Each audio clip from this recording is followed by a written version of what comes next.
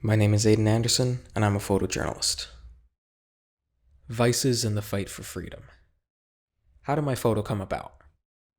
I captured vices in the fight for freedom in the early morning hours of November 14th at the Chinese University of Hong Kong. The morning of the 14th was an interesting event, as just a day and a half prior, November 12th, stood a clash between students and police like nothing seen before. The entire day consisted of police attempting to come on campus forcefully, using tear gas, rubber bullets, beanbag shotgun rounds, and pepper balls. The students successfully defended the campus from the police, and the clashes ended in the night. The next day, November 13th, was when I arrived on campus. I live on Hong Kong Island, whereas CUHK is in the New Territories, quite far away. To get to the campus, I had to travel on the MTR, then take a taxi to Sha Tin, then take another taxi to the campus as the first taxi didn't want to go due to the previous clashes. When I finally arrived on campus, there was a tension in the air like no other.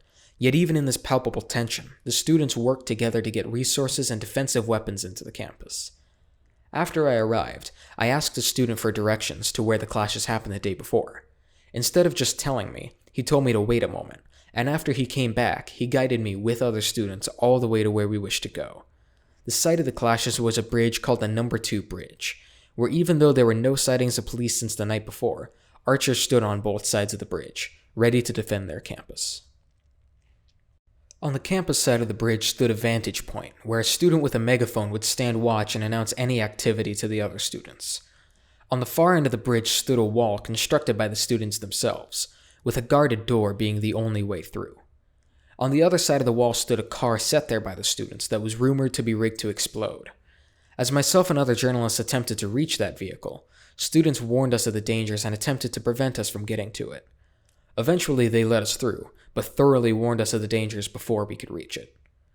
As I investigated the vehicle for myself, I could see that it was filled to the brim with Molotov cocktails, and was careful to not get too close. After inspecting the vehicle, I headed back to the campus side of the bridge and settled in for a day of documenting the events happening inside. As night fell, there were still no signs of police arriving. Due to this, I headed up to the running track, set my gear and cameras down on the green, and relaxed with some fellow journalists. As I had woken up early, I decided to get some sleep for a few hours to be energized for the morning. About 2 hours after I'd fallen asleep, a fellow journalist also in this book, Matt Rodier, woke me up telling me to don my gas mask and get my gear ready as some students had lit a transformer on fire, which led to toxic fumes filling the air. All the students also sleeping on the track got up temporarily, donned their respirators and gas masks, and proceeded to go back to sleep. After inspecting and photographing the transformer, I opted to stay awake instead of going back to sleep. After a few scares, the sun finally started to come up as I stood on the Number 2 Bridge.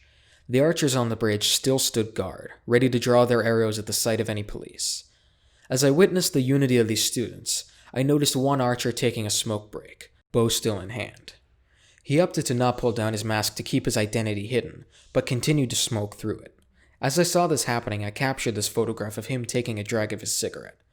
Once he finished, he returned to the side of the bridge, standing guard with his fellow students, ready to defend against all odds.